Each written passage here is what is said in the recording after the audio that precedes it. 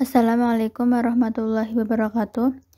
Kami dari kelompok 12 akan memaparkan materi mengenai perubahan akuntansi dan analisis kesalahan yang beranggotakan saya sendiri Sri Utami NPM belakang 072, Intan Puput Puspitasari NPM belakang 074, Uswatun Nadia NPM belakang 082. Jenis-jenis perubahan akuntansi. Ada 3 jenis perubahan akuntansi antara lain. Yang pertama, perubahan prinsip akuntansi.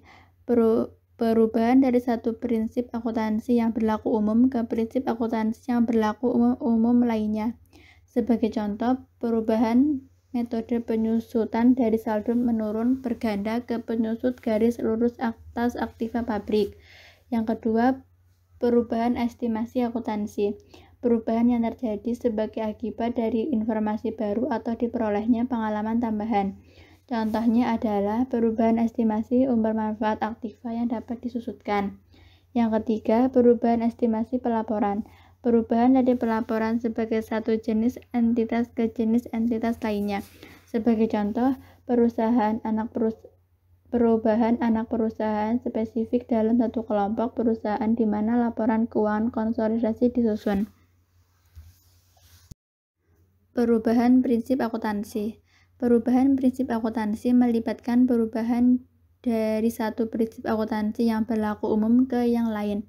Sebagai contoh, suatu perusahaan dapat mengubah dasar penetapan harga persediaan dari biaya rata-rata ke LIFO, atau perusahaan itu dapat mengubah metode penyusutan aktiva lancar dari metode dipercepat ke garis lurus atau sebaliknya. Ada 3 pendekatan berikut telah disarankan untuk melaporkan perubahan prinsip akuntansi dalam akun-akun. Yang pertama, retroaktif. Yang kedua, periode berjalan. Yang ketiga, prospektif atau di masa depan. Perubahan estimasi akuntansi.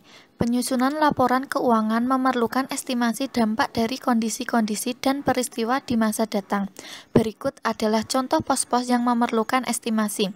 1. Piutang tak tertagih. 2. Keuangan persediaan. 3. Umur manfaat dan nilai sisa aktiva. 4. Periode yang menerima manfaat dari biaya yang ditangguhkan. 5. Kewajiban untuk biaya garansi dan pajak penghasilan. 6. Cadangan mineral yang dapat dipulihkan kembali. Perubahan estimasi harus ditangani secara prospektif, yaitu tidak ada perubahan yang harus dibuat dalam hasil yang dilaporkan sebelumnya. Saldo awal tidak perlu disesuaikan dan tidak ada usaha untuk menyusul atau catch up periode sebelumnya. Pelaporan perubahan dalam entitas. Suatu perubahan akuntansi yang terjadi pada laporan keuangan yang sebenarnya merupakan laporan dari entitas yang berbeda harus dilaporkan dengan menyatakan kembali laporan keuangan yang disajikan selama periode sebelumnya, guna menunjukkan informasi keuangan bagi entitas pelaporan yang baru selama semua periode.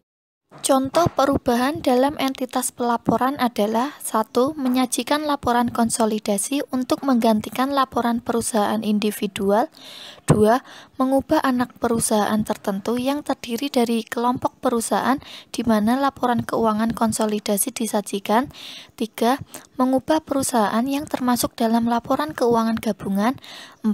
Akuntansi untuk pooling of interest. 5. Perubahan metode akuntansi biaya, ekuitas, atau konsolidasi untuk anak perusahaan dan investasi. Selanjutnya yaitu analisis kesalahan. Kesalahan dapat timbul dalam pengakuan, pengukuran, penyajian, atau pengungkapan unsur-unsur laporan keuangan.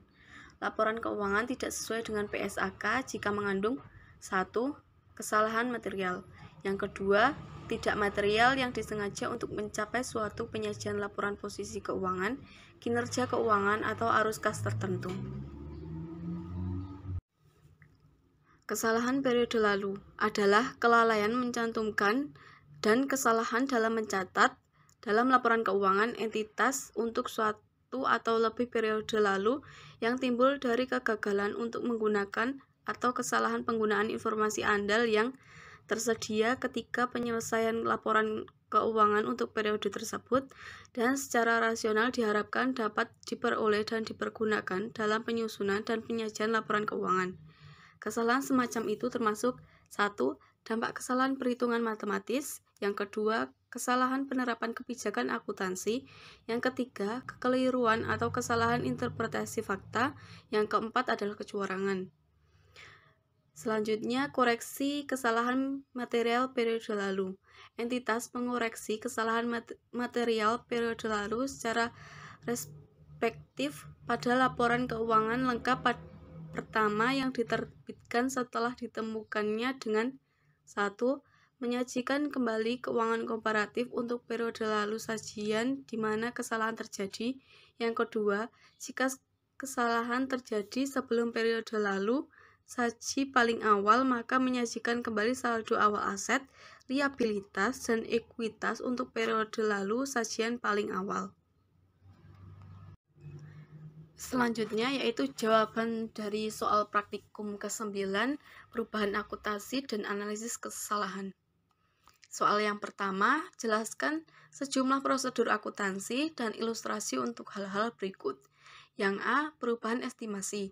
Yang B, koreksi kesalahan. Jawabannya yaitu yang A, perubahan estimasi. Dampak perubahan estimasi akuntansi diakui secara prospektif dalam laporan laba rugi pada 1. Periode perubahan, jika dampak perubahan hanya periode itu. Yang kedua yaitu periode perubahan dan periode mendatang, jika perubahan berdampak pada keduanya. Sepanjang perubahan estimasi akuntansi mengakibatkan perubahan aset, liabilitas, dan terkait dengan suatu pas ekuitas, perubahan estimasi akuntansi tersebut diakui dengan menyesuaikan jumlah tercatat pos aset, liabilitas, dan ekuitas yang terkait pada periode perubahan. Yang B yaitu koreksi kesalahan. Entitas mengoreksi kesalahan material periode sebelumnya secara retrospektif pada laporan keuangan lengkap yang pertama diterbitkan setelah ditemukannya kesalahan dengan 1. Menyajikan kembali jumlah komparatif untuk periode sebelumnya yang disajikan di mana terjadi kesalahan, atau yang kedua, jika kesalahan terjadi sebelum periode saji paling awal, maka menyajikan kembali saldo awal aset, liabilitas, dan ekuitas untuk periode sebelumnya sajian paling awal. Soal nomor 2. Pada tanggal 1 Januari 2014, PTP membeli bangunan dan mesin yang memiliki masa manfaat, nilai residu, dan harga perolehan sebagai berikut. Jenis aset bangunan, masa manfaat 25 tahun, harga perolehan 4 miliar, nilai residu 400 juta. Jenis aset mesin, masa manfaat 10 tahun, harga perolehan 500 juta, nilai residu tidak ada. Bangunan tersebut telah disusutkan dengan metode garis lurus sampai tahun 2018. Pada tahun 2019, perusahaan memutuskan untuk beralih menggunakan metode penyusutan saldo penurun ganda untuk bangunan. PTP juga memutuskan untuk mengubah masa manfaat mesin menjadi 8 tahun dengan nilai residu 25 juta. Mesin disusutkan dengan metode garis lurus.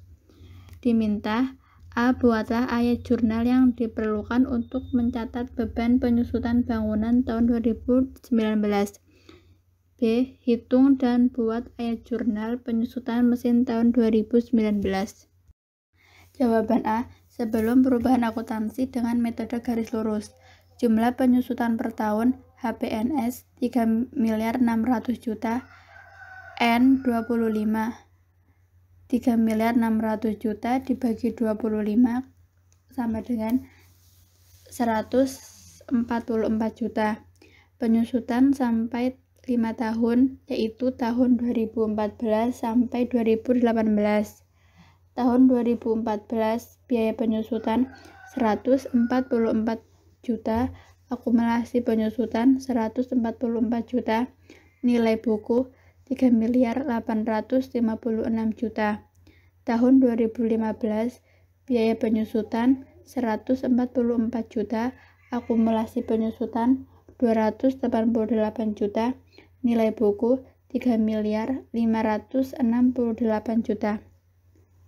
Tahun 2016 biaya penyusutan 144 juta, akumulasi penyusutan 432 juta, nilai buku 3.136 juta. Tahun 2017 biaya penyusutan 144 juta, akumulasi penyusutan 576 juta, nilai buku 2.560 juta. Tahun 2018 biaya penyusutan 144 juta, akumulasi penyusutan 720 juta, nilai buku 1.840 juta. Biaya penyusutan seluruhnya dari tahun 2014 sampai 2018 720 juta. Sesudah perubahan akuntansi dengan metode saldo penurunkan ganda, jumlah penyusutan per tahun 100%, terus akumulasi penyusutan 2, nilai buku 10%. Penyusutan tahun 2019, biaya penyusutan 328 juta, akumulasi penyusutan 328 juta, nilai buku 2.952 juta. Sama saja dengan tabel di samping. Mesin itu 4 miliar dikurangi akumulasi penyusutan mesin 720 juta, kemudian nilai bukunya 3.280 juta. Jurnal yang pertama itu beban penyusutan 328 juta di debit, akumulasi penyusutan gedung di kredit 328 juta. Yang B, nilai residu 25 juta. Sebelum perubahan akuntansi dengan metode garis lurus, jumlah penyusutan per tahun HBNS per N. HBNS-nya 475 juta dibagi 10, ketemunya 47 juta 500. Penyusutan sampai 5 tahun, yaitu sampai tahun 2014 sampai 2018. Tahun 2014 biaya penyusutan 47 juta 500, akumulasi penyusutan 47 juta 500, nilai buku 452 juta 500. Tahun 2015 biaya penyusutan 47 juta 500, akumulasi penyusutan 95 juta, nilai buku 405 juta. Kemudian tahun 2016 biaya penyusutan 47 juta 500, akumulasi penyusutan 142 juta 500, nilai buku 357 juta 500. Kemudian tahun 2017 biaya penyusutan 47 juta 500, akumulasi penyusutan 190 juta, nilai buku 310 juta. Tahun 2018 biaya penyusutan 47 juta 500, akumulasi penyusutan 237 juta 500, nilai buku 310 juta. Nilai bukunya itu 262 juta 500. Kemudian biaya penyusutan ditambahkan dari tahun 2014 sampai 2018, yaitu 237 juta 500. Kemudian nilai buku setelah penyusutan 5 tahun, mesin 500 juta dikurangi akumulasi penyusutan mesin 237 juta 500. Nilai bukunya hasilnya yaitu 262 juta 500. Kemudian beban penyusutan tahun 2019 setelah perubahan estimasi. Nilai buku aset 262.500.000, kemudian 87.500.000. Sisa masa manfaat 3. Jurnal. Beban penyusutan di debit 87.500.000. Akumulasi penyusutan mesin di kredit 87.500.000. Soal nomor 3. PTB mulai beroperasi pada tanggal 1 Januari 2018. Berikut kesalahan yang terjadi dalam laporan keuangan tahun 2018 dan 2019. Persediaan akhir tahun 2018 terlalu tinggi sebesar 90 juta, sedangkan pada 2019 terlalu tinggi sebesar 114 juta. Lalu beban penyusutan pada tahun 2018 terlalu rendah sebesar 48 juta, sedangkan 2019 tidak. Lalu untuk akumulasi di tahun 2018 terlalu rendah sebesar 48 juta, dan untuk 2019 terlalu rendah sebesar 48 juta. Terus untuk beban asuransinya tahun 2018 terlalu tinggi sebesar 42 juta dan tahun 2019 terlalu rendah sebesar 42 juta.